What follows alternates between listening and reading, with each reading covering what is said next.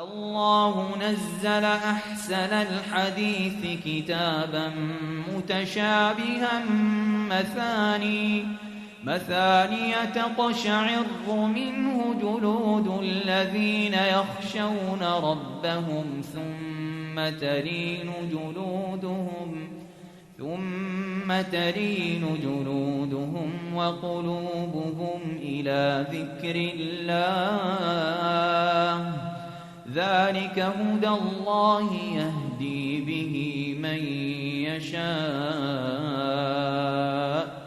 ومن يضلل الله فما له من هاد. إن الحمد لله نحمده ونستعينه ونستغفره ونعوذ بالله من شرور أنفسنا وسيئات أعمالنا، من يهده الله فلا مضل له ومن يضلل فلا هادي له، وأشهد أن لا إله إلا الله وحده لا شريك له، وأشهد أن محمدًا عبده ورسوله. أما بعد، فأعوذ بالله من الشيطان الرجيم. ألا إن أولياء الله لا خوف عليهم ولا هم يحزنون الذين آمنوا وكانوا يتقون. ډیرو قدرمنو مشرانو، کشرانو، ځوانانو، مسلمانانو ورونو، السلام علیکم ورحمت الله وبرکاتو. زمونږ او ستاسو د دې درس او حلقې موضوع ده چې من هو الولی. ولی چاته وایي؟ اولیاء کرام کوم خلق دي؟ نن سبا یو د مخلوق فیصلی دي او د انسانانو په نسبت باندې ولی او اولیاء دي، خو یو هغه ولی اولیاء کرام چې الله سبحانه وتعالی هغه مونږ له راپېژندلي دي او قرآن کریم د اولیاءو هغه تعریف یې چې کړی. ځکه ځینې مخلوق او ځینې انسانان چې دین نه ناخبره، قرآن کریم نه ناخبره، احادیث صحیحه د نبی کریم صلی الله علیه وسلم نه ناخبره، نو هغوی چې کله یو ملنګ وګوري او یو لیونی وګوري چې هغه مجنون وي، لیونی وي، لاړې به یې بهیږي، ویښتان به په بد حال وي او خچنې خیرنې ګنده جامې او لباس به یې اغوستی وي او یا به ملنګي کوي، نو تسبیح به یې په غاړه کې اچولي، کچکول به ورسره وي. نو داسې خلک مونږ لیدلي او په دې غوږونو هم اورېدلی، وایي دا د الله اولیاء دي. یو ځلې مونږ په ګاډي کې ناستو، نو یو ملنګو کچکول یې په غاړه کې اچولی او تر دې چې لباس هم پوره نه و اغوستی، کمیس یې اغوستی و، پرتوګ یې نه و اغوستی او لاړې ترې بهېدلې او داسې خچن او پلید او ناپاکه ښکارېدم. نو دا یو کس دی بل ته وایي چې دا د الله اولیاء دي، ولیان دي. هغه به د ځان سره خبرې کولې، وایي دا د ملایکه سره خبرې کوي. العیاذ بالله. نو ورونو، یو خو د داسې خلکو په نظر ولی دی چې لیوني ته هم دی ولی وایي، هغه کس ته دی ولی وایي چې هغه مکلف نه وي، لیونی خو مکلف نه وي، پلیتې جامې په ځان کې دي، هغه خپله د خیر او شر ادراک نشي کولی، مکلف نه دی، عاقل نه دی، او دی هغه ته ولی وایي. ولی وپېژنه. الله سبحانه وتعالی په آیت کریمه کې چې ما تلاوت که فرمایلی دي د سورة یونس 83 نمبر آیت دی الا ان اولیاء الله لا خوف عليهم ولا هم يحزنون الذين آمنوا وكانوا يتقون.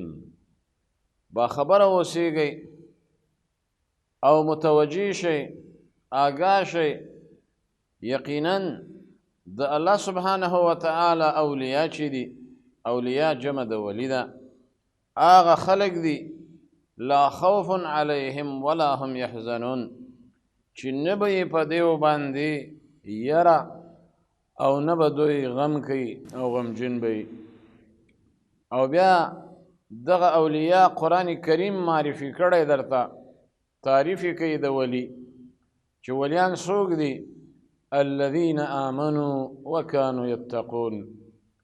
اولیاء هغه خلق دي چې هغه ایمان والا وي په هغه کې ایمان وي په هغه کې اسلام وي په هغه کې عقیده وي وكانوا يتقون او بیا د ایمان سره سره د تقوا په لباس باندې ملبوس وي تقوا پکې وي.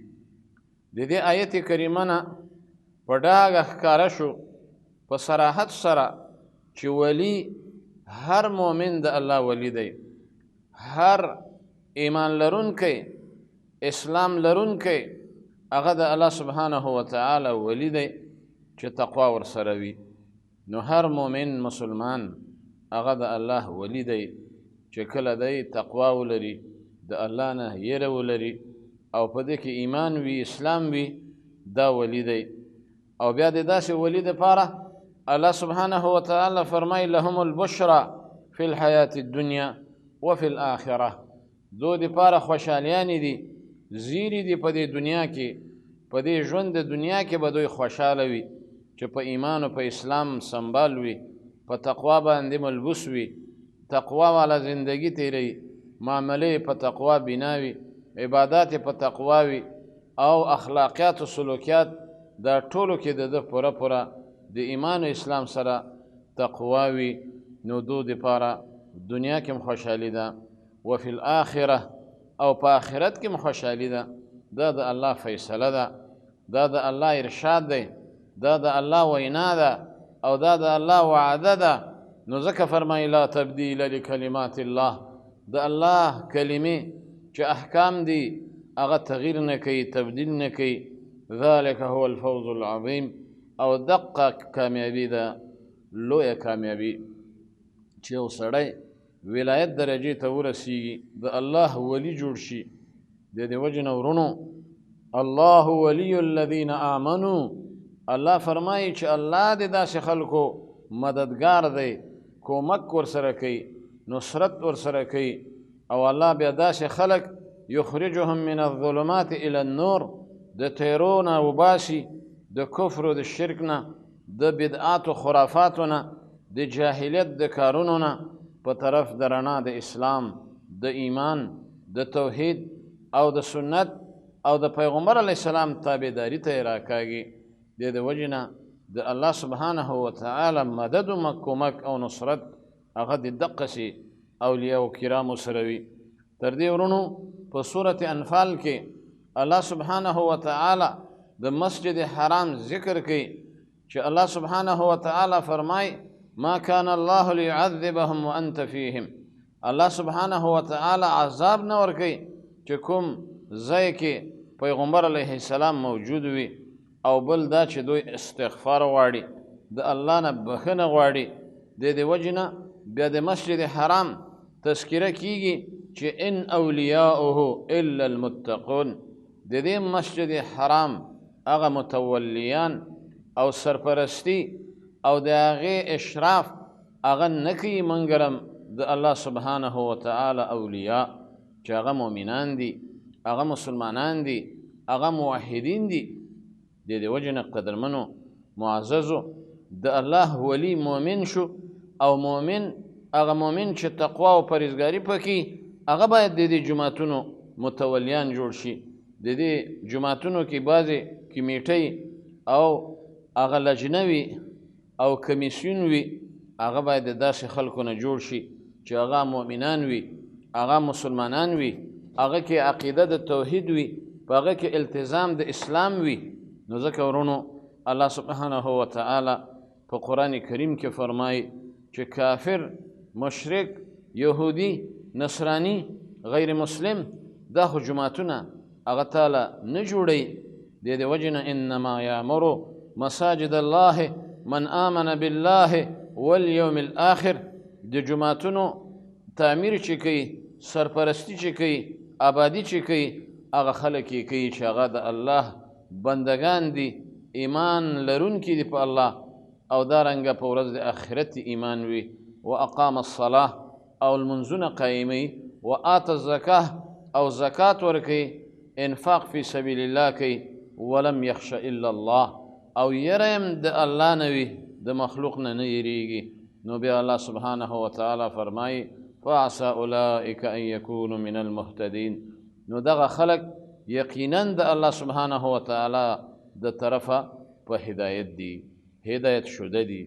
نو عرض مې کاوه قدرمنو چې کله د جماعت مشران او کمیټه، لجنه او کمیسیون هغه چې وي باید د داسې خلکو نه جوړ شي چې هغه ایمان والا وي، په اسلام مین خلک وي او اسلام ته التزام لري، د پیغمبر علیه السلام په طریقو باندې مین خلک وي.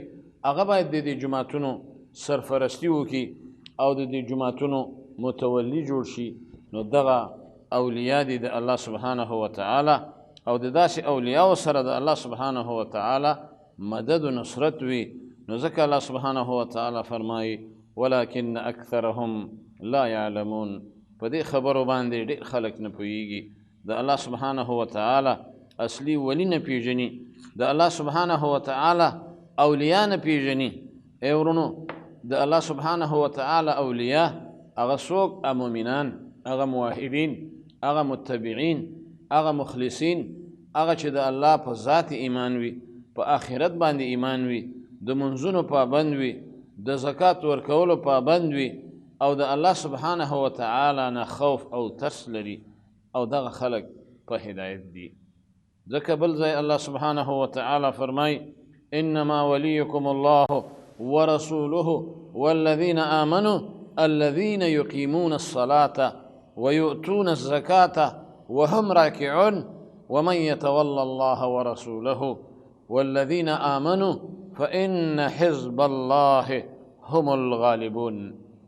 الله سبحانه وتعالى په دې آیت کریمه کې فرمای چې ستاسو مدد او مددگار هغه الله سبحانه وتعالی دی. تاسو سره الله سبحانه وتعالی مدد کوي، او ستاسو ولی هغه الله دی، او بیا رسول الله دی، او بیا مؤمنان دي. او دغه اولیاء د دوی کارونه څه دي؟ د دې مؤمنانو، د دې مسلمانانو، د دې اولیاء کرامو الذین یقیمون الصلاة، چې دوی د لمونځ پابندونکي دي، پابند دي سره لمونځ کوي. الله داسې نه ویلي یؤدون الصلاة، بلکې یقیمون الصلاة، چې د لمونځونو اقامت کوي، فرایض، واجبات، مستحبات، د دې سره سره خشوع خضوع او د مبتلاتو نه، مفسداتو نه، مکروهاتو نه، او کوم شی چې د لمانځه د خشوع سره، د خضوع سره او د لمانځه د کیفیت سره ټکر وي او نقصان وي، هغه نه ځان ساتي. ویؤتون الزکاه، او زکات هم ورکوي، انفاق فی سبیل الله کوي، بدني عبادت هم کوي، مالی عبادت هم کوي. دا د الله اولیاء دي. وهم راکعون، او رکوع کوونکي دي، په جمع سره لمونځ کوي، په جماعت سره لمونځ کوي. نو ځکه الله وایي واقیموا الصلاة وآتوا الزکاة وارکعوا مع الراکعین. مونځ خو کوي خو په جمع سره، دارنګه مونځ خو کوي په کور کې به یې نه کوي، په جماعت سره به یې کوي، چېرته یوازې لمونځ او چېرته په جمع باندې د لمونځ چې ته کوې د 20 درجې فضیلت لري. نو دا د الله اولیاء دي. او الله فرمایي ومن یتول الله ورسوله، چا چې د الله سره مینه وه او محبت یې او دوستي یې د الله او د رسول سره وه او بیا د مؤمنانو سره وه، نو دا د الله والا ډله دي، او دغه ډله د الله غالب دي. نبی کریم صلی الله علیه وسلم په یو حدیث کې فرمایي انما ولی الله وصالح المؤمنین، زما ولی چې دی هغه الله دی او هغه صالح مؤمنان دي. د دې معنا دا ده چې لا اوالي احدا بالقرابه، او زه چا سره دوستی نه کوم او محبت نه کوم د وجې د قربت نه. وانما احب الله لما له من الحق الواجب، چا سره چې زه محبت کوم د دې د وجې نه چې هغه سره حق دی او هغه موحد دی، هغه مؤمن دی. واحب الصالحین لوجه الله، یعنی زه نیکانو سره د نیکۍ د وجې محبت ورسره کوم. واوالي من اوالي بالایمان والسلاح، او زه چې محبت کوم چا سره په دې وجه کوم چې ده کې ایمان دی، اسلام دی، صلاحیت دی. او دې نه معلومه شوه چې الله سبحانه وتعالی ولی سره محبت کوي، اولیاء سره محبت کوي. رسول الله د اولیاء سره محبت وي، د الله رسول د هغه کسانو سره محبت وي چې هغه د الله مني، د هغه د رسول مني، آخرت مني.